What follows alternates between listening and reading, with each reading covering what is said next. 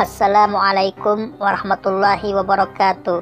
Sahabat, senang bisa menjumpai kalian lagi melalui channelku ini.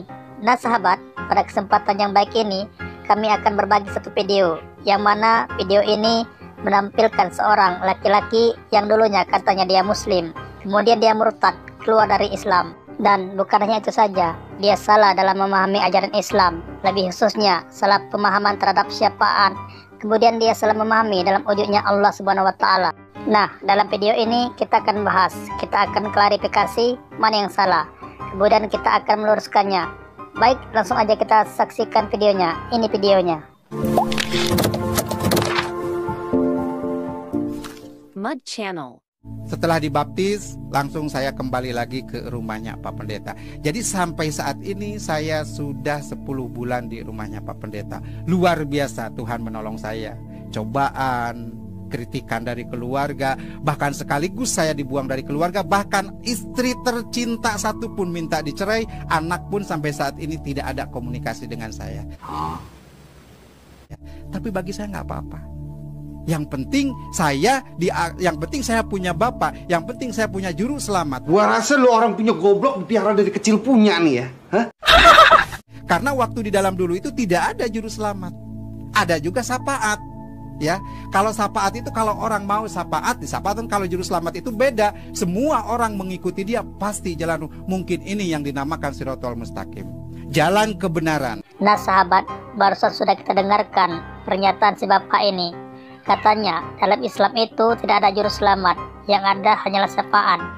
Sahabat, perlu kita ketahui kalau misalkan bapak ini belajar Islam dengan baik dan benar, dengan betul, tentunya si bapak murtadin ini tidak akan ada salah paham terhadap ajaran Islam, lebih khususnya tentang syafaat. Ini perlu kita ketahui bahwasanya syafaat itu merupakan pemberian manfaat kepada orang lain, merupakan pertolongan kepada orang lain atas izin Allah. Dan salah satu yang akan memberikan syafaat nanti di akhirat yaitu Nabi Muhammad SAW. Dan syafaat Nabi SAW itu adalah syafaat yang sangat luar biasa dan sangat istimewa yang Allah berikan kepada Nabi Muhammad SAW. Sahabat, setidak-tidaknya ada 6 syafaat Nabi SAW tak kalah di akhirat nanti. Yang pertama, Nabi SAW akan memberikan syafaat ketika manusia pada waktu itu berada di alam mahsyar. Tak kalah nabi-nabi Allah Subhanahu wa Ta'ala tidak mampu memberikan syafaat seperti Nabi Isa, Nabi Musa, Nabi Ibrahim, dan nabi-nabi yang lainnya, kecuali nanti Nabi Muhammad SAW yang akan memberikan syafaat pada waktu itu. Maka disebutkan syafaatul kubra, syafaat terbesar dari Nabi SAW atas izin Allah Subhanahu wa Ta'ala. Yang kedua, syafaat Nabi yang akan diberikan kepada kaum muslimin, kaum mukminin ketika dia perjalanan menuju surganya Allah. Pada waktu itu, Nabi SAW meminta kepada Allah agar kaum muslimin dan mukminin ini tak kalah masuk kepada surganya Allah. Allah peringankan, Allah mudahkan dia menuju surganya Allah Subhanahu wa Ta'ala. Yang ketiga, syafaat Nabi Muhammad SAW kepada kaum mukminin yang telah di surganya Allah. Dengan cara Nabi SAW meminta kepada Allah agar kaum mukminin ini naik derajatnya, naik tingkatan surganya di hadapan Allah Subhanahu wa Ta'ala. Dan yang keempat, syafaat Nabi SAW kepada orang ketika dia dihisab. Dia harusnya masuk ke dalam nerakanya Allah karena banyak kesalahannya, jauh dari amal kebaikannya. Jadi selisihnya sedikit lebih banyak amal kesalahannya daripada amal kebaikannya. Maka disitulah akan hadir syafaatnya Nabi Muhammad SAW yang harusnya dia dimasukkan ke dalam neraka karena ada syafaatnya Nabi Muhammad SAW, maka dia dimasukkan ke surganya Allah Subhanahu wa Ta'ala. Kemudian yang kelima, syafaat Nabi kepada orang-orang yang berada di neraka karena dia sewaktu di dunia banyak melakukan kemaksiatan, banyak melakukan kedurhakaan kepada Allah, sehingga amal kebaikannya itu nyaris tidak ada.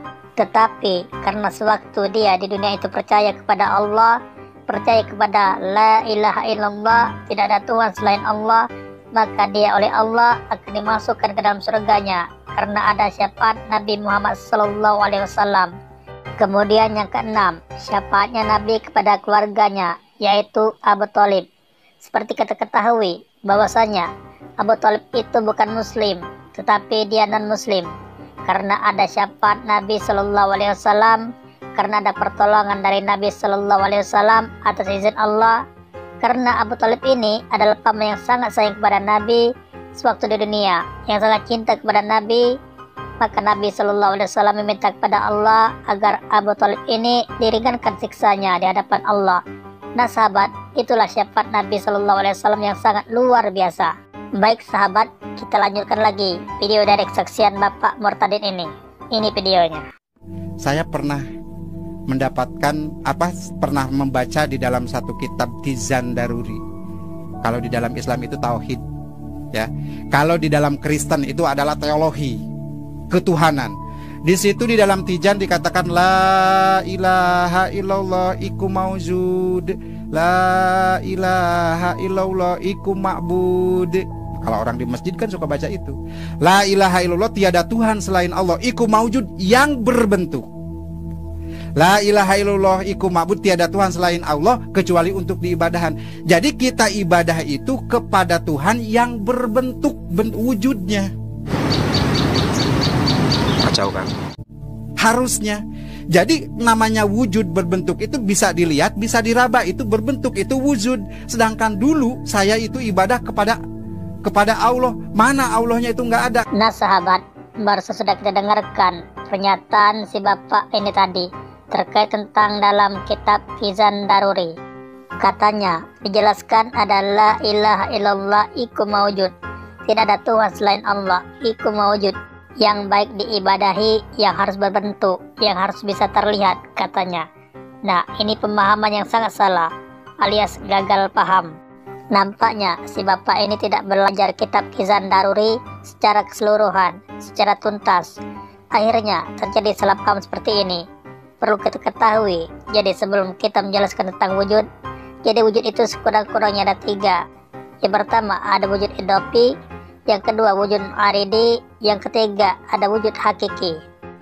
Apa itu wujud idopi? Wujud idopi itu wujud adanya sesuatu karena bersandar ke sesuatu yang lain, seperti adanya anak karena adanya bapak karena adanya kakek. Yang kedua ada wujud aridi. Wujud aridi ini adanya sesuatu yang tidak bersandar ke sesuatu yang lain, tetapi adanya didahului dengan tidak ada. Contohnya seperti alam semesta ini.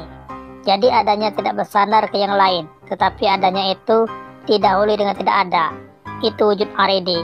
Yang selanjutnya wujud hakiki. Wujud hakiki ini adalah wujud atau ada, tapi tidak didahului dengan tidak ada dan diakhiri dengan tidak ada.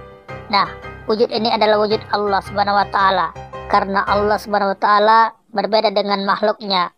Nah selanjutnya perkara wujud, sesuatu yang wujud itu bisa dilihat atau bisa dirasakan dengan 2 hal, bisa diketahui dengan 2 hal. Yang pertama bisa dengan hisik atau panca indera, seperti adanya mata, kemudian kita bisa melihat pulpen, buku, manusia, dan lain sebagainya. Nah semua itu bisa kita lihat dengan panca indera kita, yaitu mata. Terus telinga bisa menemukan suara, kemudian lidah bisa menemukan rasa asin, manis, pahit, dan lain sebagainya. Kemudian tangan kita bisa menemukan sesuatu yang wujud dengan cara diraba dan lain sebagainya. Dan yang kedua adalah akal, yang bisa menemukan sesuatu itu dengan akal. Contohnya bodoh. Bodoh itu bisa diketahui dengan akal, dan bodoh ini tidak bisa diketahui dengan panca indera, tapi bisa diketahui dengan akal. Yang kedua, contohnya pintar. Nah, pintar ini tidak bisa diketahui dengan hisi atau panca indera, tetapi pintar ini bisa diketahui dengan akal. Begitu juga dengan zatnya Allah. Zatnya Allah karena berbeda dengan makhluk, karena berbeda dengan ciptaannya, maka Allah tidak bisa diketahui dengan hisi, dengan panca indera. Jadi Allah Subhanahu wa Ta'ala bisa diketahui dengan akal. Mana buktinya Allah Subhanahu wa Ta'ala itu ada?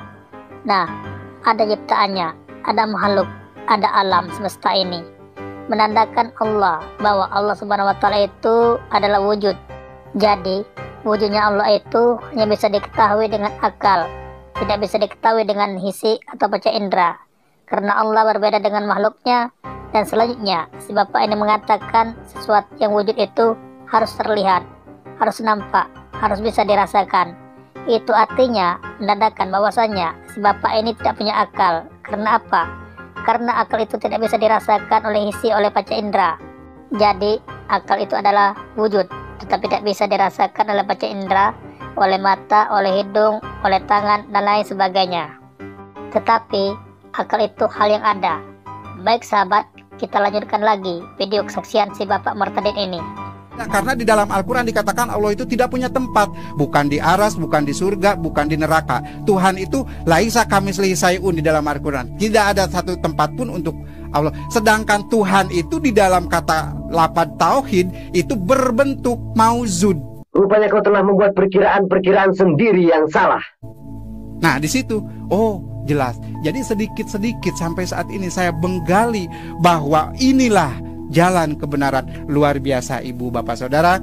Isa Al-Masih juru selamat kita itu adalah untuk menyelamatkan kita. Itu mana mungkin dan mana bisa. Benar juga. Nah sahabat, barusan sudah kita dengarkan tadi pernyataan si bapak ini. Si bapak ini mengambil ayat dari Al-Quran, laisa kamitslihi syai'un. Katanya artinya itu tidak ada tempat bagi Allah. Ini adalah arti yang sangat keliru. Karena arti dari laisa kamitslihi syai'un bukan seperti itu. Tetapi arti dari laisa kamitslihi syai'un adalah tidak ada satupun yang setara dengan Allah. Tidak ada satupun yang sama dengan Allah. Nah sahabat, kalau kita misalkan kita memahami Islam secara setengah-setengah, tidak secara menyeluruh, maka akan terjadi seperti bapak ini. Maka ayo kita sama-sama pelajari Islam lebih dalam lagi.